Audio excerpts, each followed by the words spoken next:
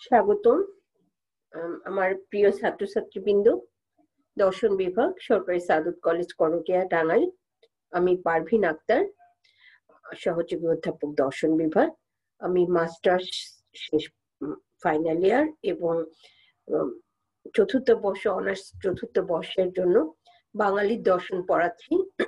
বাঙালির দর্শন আমাদের যে আধুনিক এবং সমকাল, আসলে এখানে এগুলি আমাদের চ্যাপ্টারগুলি মোটামুটি একই আছে। আমাদের যেটা আমরা এর আগের ক্লাসে আমরা পড়েছি রাজা রামমোহন রায়, এটার উপরে আমরা 3টি ক্লাস করেছি, কেশবচন্দ্র সেন করেছি। আজকে আমরা করব ইয়াং বেঙ্গল। ইয়াং বেঙ্গল একটি সংগঠন, যারা এই ইয়াং বেঙ্গলে যে আমাদের এর পরিচয়টা আমাদের জানতে হবে। ইয়াং বেঙ্গল এবং হেনরি লুই ডিরোজিও, এই দুটো নাম একেবারে পাশাপাশি চলে আসে। ইয়াং বেঙ্গলের পরিচয় আমরা একটু পরে জানছি। আমরা আগে জানছি যে ইয়াং বেঙ্গল কারা। ইয়াং বেঙ্গল হচ্ছে প্রগতিশীল সমাজ গঠনে আধুনিক ভারতের প্রথম প্রথা বিরোধী, যুক্তিবাদী ও মুক্ত চিন্তার সংঘবদ্ধ একটি সংগঠন হলো ইয়াং বেঙ্গল।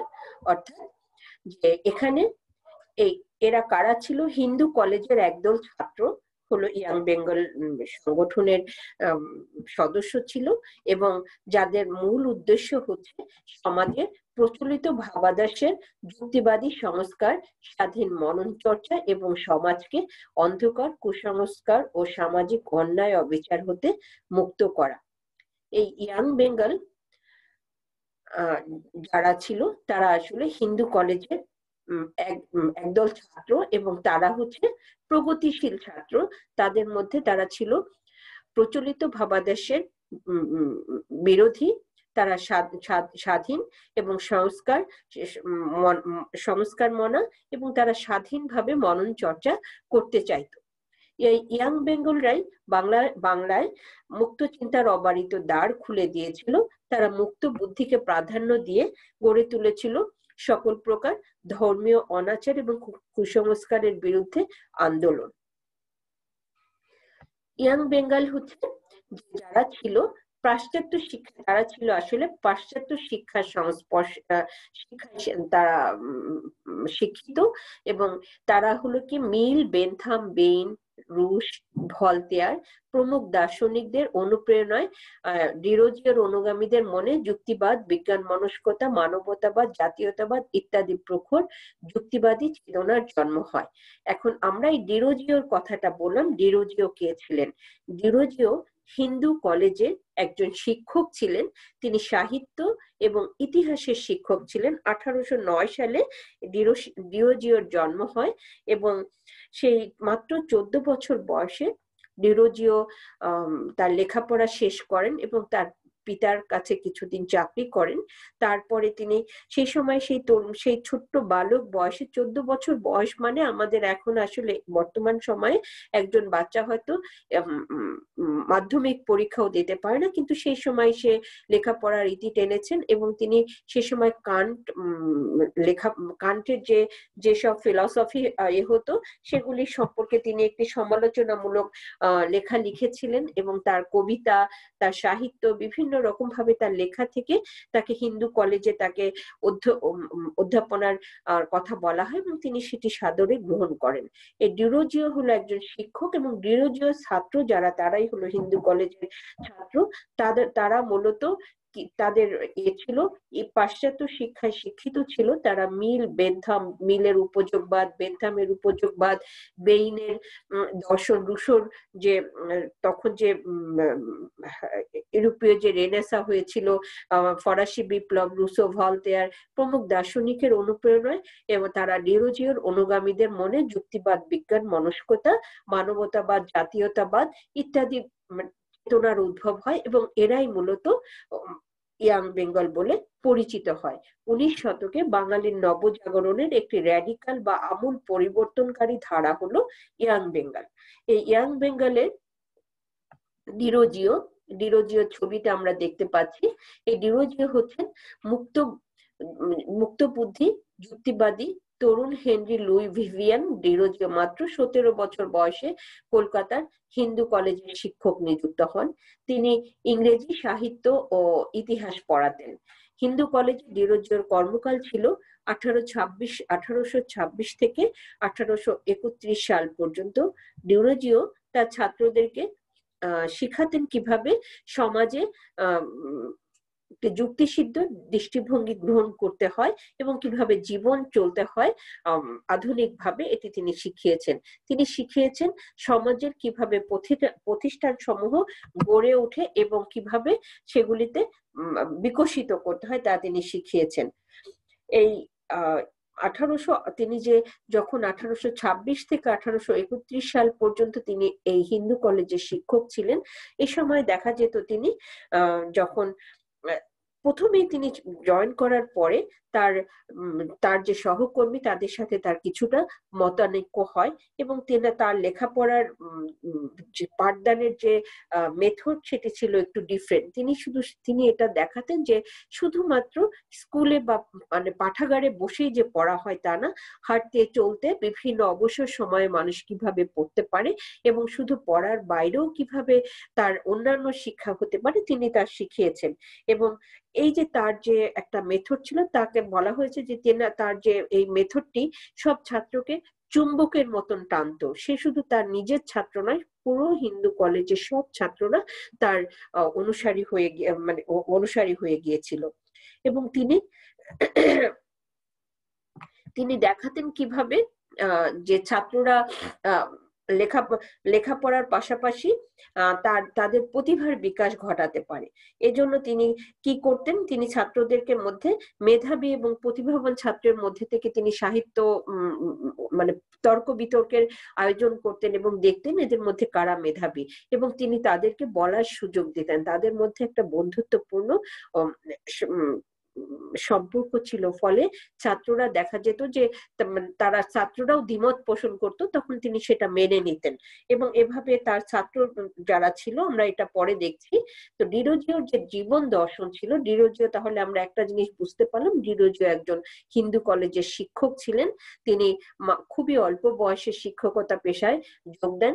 ডিরোজিওর আগ্রহের বিষয় ছিল দর্শন, সমাজতত্ত্ব, কাব্য, সমাজ এবং সমাজ সংস্কার। ডিরোজিও ঈশ্বরের অস্তিত্বের প্রশ্নে তিনি ছিলেন সংশয়বাদী। তিনি আসলে ঈশ্বরের যে কথাগুলি তিনি সেটাকে বিশ্বাস করতেন না, যে তিনি আসলে তাকে এখানে তাকে মেনে নেওয়া ছাড়া তিনি স্বীকার করতেন না যে তার অস্তিত্বের প্রশ্নে তিনি ছিলেন সংশয়বাদী। তার চিন্তার মূল বিষয় ছিল চারিপাশের সমাজ এবং জীবনের সংস্কার। সবকিছুর প্রতি সন্দিহান হও, অনুসন্ধান করে সংশয় নিরসন করো, অর্থাৎ সবকিছুর মধ্যেই তুমি কোনো কিছুর কিন্তু খুঁজে বের করো, সেটাই হচ্ছে তিনি। এবং সেখানে অনুসন্ধান করো এবং নিজের মানে অনুসন্ধিত মনকে সেখানে তুমি নিবৃত্ত করো, সেটাকে খুঁজে বের করো। পর্যবেক্ষণের পর সত্য নির্ণয়ে তৎপর হও। তার মতে প্রতিষ্ঠিত সত্য বলে কিছু নেই, এটা তিনি বিশ্বাস করতেন।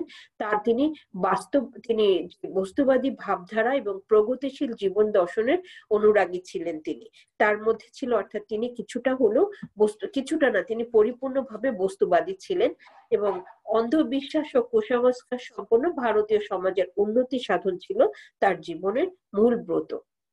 ছাত্রদের প্রতি ডিরোজিওর কিছু উপদেশ ছিল, সেই উপদেশগুলি যেটি হিন্দু কলেজের যে ছাত্রছাত্রীরা ছিল তাদেরকে তিনি সবসময় মুক্ত বুদ্ধি এবং জ্ঞান চর্চার জন্য কথা বলতেন। তিনি যে তৎকালীন তার যে শাসন ব্যবস্থা ছিল, ইংরেজ শাসন ছিল, সেই কিভাবে সে কুসংস্কারপূর্ণ সমাজ এবং অদৃষ্টবাদ, ব্যক্তি স্বাধীনতা, নারী শিক্ষা, নারীদের স্বাধীনতা, বাল্য বিবাহ, বহু বিবাহ, এসব সম্পর্কে স্বাধীনভাবে তিনি চিন্তা করার জন্য ছাত্রদের প্রতি সবসময় উৎসাহ দিতেন। তারপরে তিনি ছাত্রদেরকে বলতেন যে সামাজিক প্রতিষ্ঠান সমূহ কিভাবে গড়ে তুলতে হয় এবং সেখানে কিভাবে চালিয়ে যেতে হয়, বিকশিত করতে হয়, সেটি তিনি শিখিয়েছেন। তিনি শিখিয়েছেন কিভাবে অন্ধবিশ্বাস পরিত্যাগ করে একটি সমাজে সবাইকে একই বন্ধনে আবদ্ধ হতে হয়। তিনি তার তার যে উপদেশ ছিল সেটি হচ্ছে সত্যের জন্য বাঁচো, সত্যের জন্য মরো। ডেভিড হেয়ার, আর আমরা এই ডেভিড হেয়ারের ডিরোজিওর যে আন্দোলন, ইয়াং বেঙ্গল আন্দোলন, এই ইয়াং বেঙ্গল আন্দোলনের একজন শিক্ষক ডিরোজিও হিন্দু কলেজে, এবং ডেভিড হেয়ার হলো একজন ব্যবসায়ী, ঘড়ি ব্যবসায়ী। তিনি ইউরোপ থেকে আসেন ঘড়ির ব্যবসা করতে। আচ্ছা, আমাদের একটু বলা হয় নাই, যেটি হলো আমরা ডিরোজিওর মা ছিলেন হলো ইউরোপীয় এবং বাবা ছিলেন পর্তুগিজ। হ্যাঁ, তো তিনি হলো আসলে তার মধ্যে তিনি, যদিও তারা এখানে সবসময় এসে বসবাস করেছেন, তিনি আসলে খ্রিস্টান ধর্মের ছিলেন, কিন্তু তিনি আসলে কোনো ধর্মকে মানতেন না। এবং ডেভিড হেয়ার হলো যে একজন ঘড়ি ব্যবসায়ী, তিনি ইউরোপ থেকে এসেছিলেন ঘড়ির ব্যবসা করার জন্য।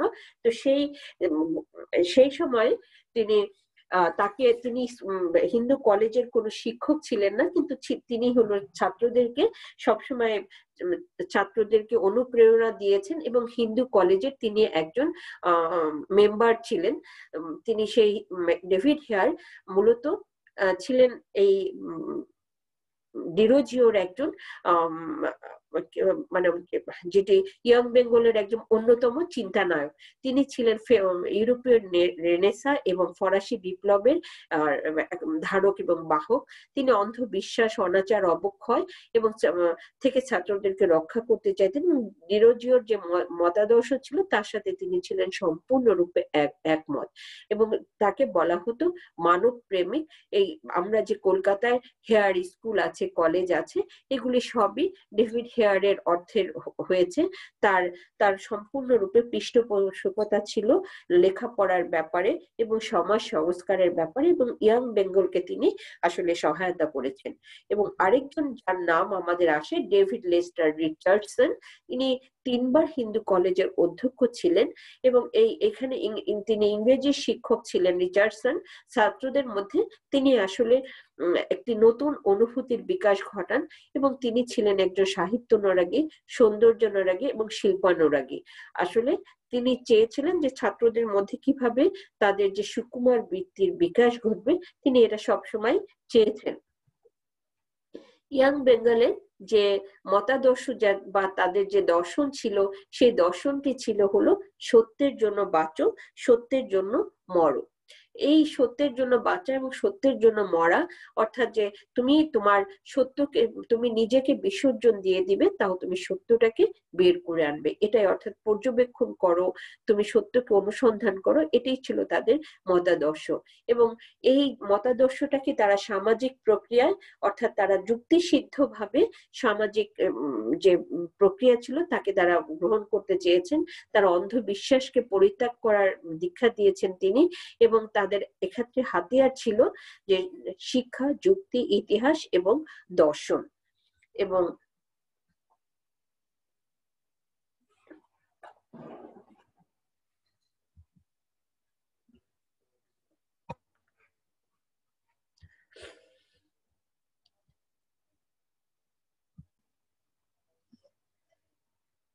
ইয়াং বেঙ্গলের যে ভাবাদর্শ ছিল, সেখানে তাদের আসলে মূল জিনিস ছিল তারা শিক্ষা, তাদের তারা ছিল যুক্তিবাদী এবং সংস্কারমূলক মন নিয়ে তারা তাদের মতাদর্শকে প্রচার করেছেন।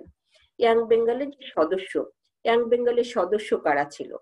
সদস্য হচ্ছে যারা ডিরোজিওর অনুসারী হিন্দু কলেজের একদল ছাত্রই ছিল ডিরোজিওর সদস্য অনুসারী, ইয়াং বেঙ্গলের সদস্য। এবং তাহলে যে এখানে সবাই না, প্রগতিশীল কিছু একদল ছাত্র। এখানে উগ্রবাদ, এখানে অনেক আছে যে যাদেরকে বলা হতো উগ্রবাদী হিন্দু। তারা এখানে অনেকে বলেছে যে হিন্দু কলেজের সব ছাত্ররাই আসলে ইয়াং বেঙ্গলের সদস্য ছিল না। কিছু ছাত্র যারা প্রগতিশীল, বুদ্ধিদীপ্ত, এরকম ছাত্ররাই ইয়াং বেঙ্গলের সদস্য ছিল, এবং যারা ডিরোজিওর অনুপ্রেরণায় অনুপ্রাণিত ছিল। এদের মধ্যে হলো কৃষ্ণমোহন বন্দ্যোপাধ্যায়, রসিকৃষ্ণ মল্লিক, দক্ষিণারঞ্জন মুখোপাধ্যায়, মাধবচন্দ্র, শিবচন্দ্র, অমৃতলাল প্রমুখ ছিলেন ইয়াং বেঙ্গলের সদস্য। ইয়াং বেঙ্গলের যে সদস্য ছিল আসলে তারা তাদের যে মূল কথা ছিল হিন্দু ধর্মের পৌত্তলিকতা ও গোড়ামি গুলোকে তারা সহ্য করতে পারতো না।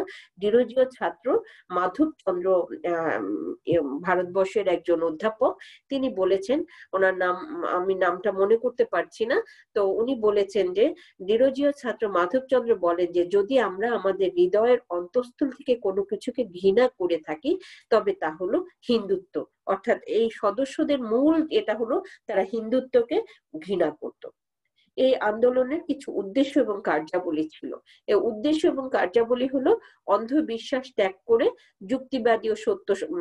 যুক্তিবাদ এবং সত্যকে অনুসন্ধান করা এবং ছাত্রদের মধ্যে বিজ্ঞান মনস্কতা ও মানবতাবাদের প্রসার ঘটানো, প্রচলিত সামাজিক, অর্থনৈতিক, ধর্মীয়, রাষ্ট্রীয় সংস্কার সাধন, তারপরে যেটা হলো ছাত্রদেরকে স্বাধীনভাবে তাদের চিন্তার বিকাশ ঘটানো, তৎকালীন সমাজের জাতিভেদ প্রথা, অস্পৃশ্যতা, সতীদাহ প্রথা, বিধবা বিবাহ ইত্যাদির বিরুদ্ধে আন্দোলন গড়ে তোলা এবং নারী শিক্ষা ও নারী স্বাধীনতার পক্ষে জনমত গড়ে তোলা, সংবাদপত্রের স্বাধীনতা প্রদান করা এবং ইংরেজ শাসনের এখানে আরো কয়েকটি কথা আছে, সেটা হলো তারা ইংরেজ শাসনের বিপক্ষেও তারা ছিল এবং তারা স্বদেশ প্রেম ও জাতীয়তাবাদের বিকাশ ঘটানো, এটি তাদের আন্দোলনের মূল বিষয় ছিল। ইয়াং বেঙ্গলের যে সংগঠন, এই সংগঠনটি কি? সংগঠন হচ্ছে তারা একাডেমিক অ্যাসোসিয়েশন, তাদের কয়েকটি এটা যেহেতু কোনো একটি ব্যক্তি নয়, একদল মানুষের, একদল ছাত্র, বুদ্ধিমান ছাত্রের একটি সংগঠন এবং সেটি হলো একাডেমিক অ্যাসোসিয়েশন। এই একাডেমিক অ্যাসোসিয়েশনটি এটি যখন ডিরোজিও দেখলেন যে ছাত্ররা খুবই মেধাবী এবং তারা বিভিন্ন প্রগতিশীল, তাদের বুদ্ধির বিকাশ ঘটানোর জন্য তিনি একটি একাডেমিক অ্যাসোসিয়েশন গঠন করেন যেখানে তারা মুক্ত বুদ্ধির চিন্তা করতে পারতো। আচ্ছা, আমরা আরেকটু না বললেই নয়, সেটি হচ্ছে যে ডিরোজিও যখন হিন্দু কলেজের শিক্ষক ছিলেন তখন তার সাথে তৎকালীন রক্ষণশীল হিন্দুদের সাথে তারা যখন ছাত্রদেরকে হিন্দু ধর্মের বিরুদ্ধে তাদের কথা বলতো তখন তারা চেষ্টা করলেন তাকে কিভাবে বের করা যায়। তারা তাদের সেই অধ্যাপককে বললেন এখান থেকে তাদেরকে বের করতে হবে এবং তারা যাতে ধর্ম বিষয়ে আলোচনা না করে। কিন্তু এই কথাটি তৎকালীন যে ডিরোজিও তার ছাত্রদেরকে এটা বোঝাতে পারতো না, তারা এই কাজটি চালিয়ে যেতে থাকলো। তখন সেখানে তার বিরুদ্ধে তাকে পদত্যাগ করানোর জন্য করা হলো, চাপ দেওয়া হবে। তো এই কথাটা ডিরোজিও জানতে পারলো, জানতে পেরে সে নিজেই কিন্তু পদত্যাগ করে ফেললো। তো তখন কিন্তু তার মধ্যে আর কোনো থাকলো না যে সে কোনোভাবে তার মত প্রকাশ করতে পারবে না। সে তখন তার মতাদর্শ নিয়ে একটি আন্দোলন চালিয়ে যেতে থাকলো এবং সেই আন্দোলন চালানোর জন্য তার যে ছাত্ররা ছিল সেখানে তিনি একাডেমিক অ্যাসোসিয়েশন গঠন করলেন। এই একাডেমিক অ্যাসোসিয়েশনের সভাপতি ছিলেন ডিরোজিও এবং সেখানে ছাত্ররা তার আলোচনা করতে, এখানে মূলত হিন্দু ধর্মের কুসংস্কার, অন্ধবিশ্বাস এগুলি নিয়ে আলোচনা হতো। তারপরে তাদের নারী শিক্ষা, নারী স্বাধীনতা এগুলি নিয়ে আলোচনা হতো এবং এই একাডেমিক অ্যাসোসিয়েশন থেকে একটি পত্রিকা পরবর্তীতে বের হয়, মাসিক পত্রিকা। ডক্টর উইলসন এটিকে ছিলেন, তার মালিক ছিলেন। সেইখানে একাডেমিক অ্যাসোসিয়েশন থেকে এটি অ্যাথেনিয়াম নামে একটি পত্রিকা বের করা হয়, মাসিক পত্রিকা। পরবর্তীতে যখন এই 1828 সালে এই একাডেমিক অ্যাসোসিয়েশন গঠন হয়, তার পরবর্তীতে যখন মারা গেলেন ডিরোজিও 1831 সালে, তখন তার মৃত্যুর পরে তার যে অনুসারী ছিল তারা society for the acquisition of general knowledge এরকম একটি সংগঠন করেন এবং এই সংগঠনের সভাপতি তখন এখানে মূলত একাডেমিক অ্যাসোসিয়েশন বা ইয়াং বেঙ্গলের যে কার্যক্রম ছিল স্বাধীনভাবে জ্ঞান চর্চা এবং সংস্কার কাজের জন্য এই society for the acquisition of general knowledge গঠন করা হয়। এবং এই society for the acquisition of general knowledge এটা অনেক দিন পর্যন্ত টিকে ছিল। এখানে এটি মূলত তারাচাঁদ মুখোপাধ্যায় এর সভাপতির দায়িত্ব পালন করেন, এবং প্যারীচাঁদ মিত্র এবং রাসকৃষ্ণ মল্লিক এটির বিভিন্নভাবে এটা সংযুক্ত ছিলেন। এবং ইয়ং বেঙ্গলের আরেকটি যে জিনিস সেটি হলো তারা বিভিন্ন তাদের মত প্রকাশের জন্য তারা বিভিন্ন পত্র পত্রিকা এবং সাময়িকী বের করতো। আর এটা আরেকটু বলতে হয় যে অ্যাথেনিয়াম নামে যে আমরা একটি একাডেমিক অ্যাসোসিয়েশন যেটি হলো, অ্যাথেনিয়াম নামে তাদের যে পত্রিকাটি বের হতো, সেই পত্রিকাটি হলো প্রথম পত্রিকা যেখানে একটি সাহিত্য পর্যায়ক্রমে এসেছে। আলালের ঘরে দুলাল প্রথম যে একটি সাহিত্য, সেই সাহিত্যটি এখানে প্যারীচাঁদ মিত্র লিখেছিলেন এটি। তারপরে হচ্ছে যেটি সেখানে হলো হিন্দু ধর্মে যে নারীদের শিক্ষা স্বাধীনতা এগুলি নিয়ে লেখা হতো। এবং এখানে আরেকটি হলো যেটা বিধবা বিবাহ, সেই বিধবা বিবাহটি এই আন্দোলনের সূত্রপাত আসলে রাজা রামকৃষ্ণ রায় শুরু করেছিলেন, কিন্তু সেখানে এই আন্দোলনটাকে বেগবান করে হচ্ছে ইয়াং বেঙ্গল। এবং এইখান থেকেই মূলত ঈশ্বরচন্দ্র বিদ্যাসাগর এখান থেকে উদ্বুদ্ধ হয়েছিলেন, এবং তিনি নিজে তার পুত্রকে বিধবার সাথে বিবাহ দিয়েছিলেন। আচ্ছা, পরবর্তীতে একাডেমিক অ্যাসোসিয়েশনের যে কার্যাবলী ছিল এটা এটা এটা আমরা আগেই বললাম, যেখানে ডিরোজিও এটির সভাপতির দায়িত্ব পালন করেছিলেন। একাডেমিক অ্যাসোসিয়েশনের প্রধান নীতি ছিল খোলাখুলি ভাবে হিন্দু ধর্মকে আক্রমণ ও সমালোচনা করা, এবং এখানে নৈতিক বিষয়গুলির সম্পর্কে বিরূপ ভাব পোষণ করা হতো। এবং হিউমে তারা ছিল আসলে, আমি আগেই বলেছি, তারা ছিল অভিজ্ঞতাবাদী। হিউমের যে ধ্যান ধারণা ছিল সেখানে তারা পৃষ্ঠপোষকতা করতেন এবং তার দ্বারা তারা অনুপ্রাণিত হতেন। ডিরোজিওর উদ্দেশ্য ছিল হিন্দু ধর্মকে বুদ্ধির কাঠগড়ায় দাঁড় করানো। এবং আরেকটি যেটি মুক্ত চিন্তা, মুক্ত প্রচলিত ধারা, অদৃষ্ট বিশ্বাস, পূর্ণ চর্চায় উচ্চতর কর্তব্য, পাপাচার, দেশপ্রেমের মহত্ব, ঈশ্বরের গুণাবলী।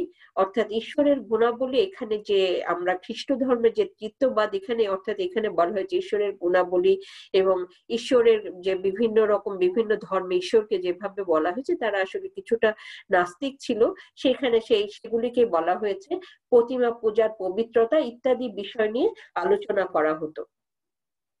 এবং তাদের যে আলোচনার বিষয় ছিল আরো কিছু, সেটি হলো যে তারা বলতো শনিবার যাত্রা করা অনুচিত, এটা মানা হতো, এটা তারা বিশ্বাস করতো না। তারা ওলা ওঠা, তখন কলেরা রোগ, হ্যাঁ তখন খুব বেশি ভাবে এটি ছিল, সেই রোগটিকে মানে শীতলা পূজা দিয়ে এটাকে নিবারণ করা যায়, তারা এটা মনে করতো এটা একেবারে এটা একটা মিথ্যা কথা। তারা নিচু জাতির সংসর্গ বর্জন করা উচিত, এটা তারা মনে করতো না। আবার শাস্ত্রবচন মাত্রই মান্য করা উচিত, এটাও এরা তার বিপক্ষে ছিল। এবং মেয়েদের বাল্য বিবাহ দেওয়া উচিত নয়। হ্যাঁ, তো এই কথাগুলি তারা মনে করতো যে হ্যাঁ মেয়েদের বাল্য বিবাহ দেওয়া মানে উচিত নয়, এই কথাটা তারা করতে চাইতো আর কি, প্রতিষ্ঠিত করতে চাইতো যে মেয়েরা আসলে লেখাপড়া করানো উচিত। এইসব জিনিসগুলি তাদের মূল জিনিস ছিল। ডিরোজিওর মৃত্যুর পরে ডিরোজিও আমরা আগেই বলেছি, ডিরোজিও যখন হিন্দু কলেজের চাকরি থেকে, অধ্যাপকের পদ থেকে তিনি ইস্তফা দেন এক সময়। তারপরে মাত্র তার কয়েক বছর পরে 1831 সালে তিনি মারা যান। তার ডায়রিয়া রোগ হয়, 24শে ডিসেম্বর তিনি ডায়রিয়া রোগে মারা যান, কলেরা রোগে। তারপরে তার 1838 সালে তার যে ধ্যান ধারণায় অনুপ্রাণিত কিছু তার অনুসারী ছিল, তারা society for acquisition of general knowledge গঠন করেন। এখানে মূলত জ্ঞান চর্চা এবং সংস্কারমূলক কাজে তারা সারা জীবন আত্মনিয়োগ করেছিলেন। এখানে তারাচাঁদ চক্রবর্তী ছিলেন এর সভাপতি, এবং রাম গোপাল ঘোষ সহসভাপতি, এবং রামতনু লাহিড়ী এবং প্যারীচাঁদ মিত্র ছিলেন এখানকার সম্পাদক। এই মুক্ত বুদ্ধির বিকাশ ও সমাজ সংস্কারমূলক চিন্তার কাজে তাদের প্রেরণা যোগানো ছিলই তাদের মুখ্য উদ্দেশ্য। ইয়াং বেঙ্গলের কিছু পত্র পত্রিকা আমরা আগেই বলেছি, তাদের অ্যাথেনিয়াম তাদের একটি মাসিক একটি পত্রিকা ছিল, সেটি তার পরবর্তীতে পার্থেনন একটি 1830 সালের একটি মাত্র সংখ্যা প্রকাশিত পায় এবং সেটি পরবর্তীতে বন্ধ হয়ে যায়। জ্ঞানান্বেষণ 1831 থেকে 1844 সাল পর্যন্ত এটি প্রকাশিত হয়। এর উদ্দেশ্য ছিল শাসন প্রক্রিয়া এবং ব্যবহার শাস্ত্রে মানুষকে শিক্ষিত করা। ব্যবহার শাস্ত্র বলতে যে এখানে চিকিৎসা শাস্ত্র বলা হয়েছে, এখানে মানুষকে কিভাবে মানুষকে শিক্ষিত করা যায় এগুলি সেখানে আলোচনা করা হতো। একনেয়ারার একটি পত্রিকা যেটি 1831 সালে প্রকাশিত হয়। এই পত্রিকায় আসলে হিন্দু ধর্মের সংস্কার ও প্রথার বিরুদ্ধে তীব্র আক্রমণ করা হয়। হিন্দু পায়োনিয়ার এটি 1838 সালে প্রকাশিত হয়, এটা ডিরোজিওর মৃত্যুর পরে। কিন্তু এখানে এই পত্রিকাটিতে যে তাদের রাজনৈতিক চেতনার কিভাবে বিকাশ ঘটবে সেটি দেখা যায়। এবং বেঙ্গল স্পেকটেটর সেখানে একটি পত্রিকা, সে বেঙ্গল স্পেকটেটরে হলো একটি একটি মাসিক পত্রিকা এবং এখানে একটি সামাজিক, রাজনৈতিক এবং অর্থনৈতিক বিভিন্ন দিকগুলিতে আলোচনা হতো। বেঙ্গল স্পেকটেটর আসলে এটি একটি এমন একটি আধুনিক পত্রিকা এবং এটি অনেক দিন পর্যন্ত এটি টিকে ছিল। কুইল একটি পত্রিকা, তারাচাঁদ চক্রবর্তী এটি প্রকাশ করেন। এই পত্রিকাটি সরকারের সমালোচনায় মুখর ছিল। আসলে আমরা দেখতে পাচ্ছি যে খুব অল্প সময় ইয়ং বেঙ্গলে যারা ছিল তারা অনেকগুলি পত্রিকা বের করেছে, তারা সেখানে সাহিত্য, তাদের রাজনৈতিক মতাদর্শ, তারা তাদের সামাজিক কুসংস্কারের বিরুদ্ধে কথা সবকিছুই তারা বলেছে। এটা আসলে একটি প্রগতিশীল একটি দল ছিল। ইয়াং বেঙ্গলে এই যে এত কিছু আমরা বললাম এতক্ষণ, ইয়াং বেঙ্গলের এর মধ্যেও কিছু সীমাবদ্ধতা ছিল। ইয়াং বেঙ্গলকে বলা হয়েছে তারা যে এত আন্দোলন করলো, আসলে এগুলি ছিল বলা হতো যে তাদের আন্দোলনটি আসলে গঠনমূলক ছিল না। অর্থাৎ কিছু তরুণ ছাত্র এটিকে পরিচালনা করত এবং সেখানে ছিল তাদের এই আন্দোলন ছিল আসলে হিন্দু ধর্মের মধ্যে এক ধরনের একটা নেতিবাচকতা তৈরি করে। তারা সাবলীল ভাবে তাদের যে মতাদর্শ সেটি তারা প্রকাশ করতে পারে নাই। ইয়াং বেঙ্গলের আরেকটি ব্যর্থতা হলো যে তাদের মধ্যে কোনো ধারাবাহিকতা ছিল না। অর্থাৎ তারা সেটি মূলত এখান থেকে কিভাবে তারা শুরু করবে এবং কোথায় গিয়ে শেষ করবে সেটির কোনো ধারাবাহিকতা ছিল না। আরেকটি হলো তাদের মধ্যে মূলত তাদের বিরুদ্ধে এটি বলা হয় যে তারা পাশ্চাত্যের অন্ধ অনুকরণ করেছে। এই পাশ্চাত্যের অন্ধ অনুকরণ করতে গিয়ে তারা যেটা করেছে যে নিজের দেশের যে ঐতিহ্য আছে তাকে তারা বাদ দিয়েছে। এই জন্য আর বিশেষ করে যে স্বধর্মের জন্য যে তাদের ন্যূনতম সম্মানটুকু ছিল না বলে এটা তারা সমালোচনা করা হয়েছে। এখানে তাদের আদর্শ চ্যুতি হয়েছে বলে এটা মনে করা হয়।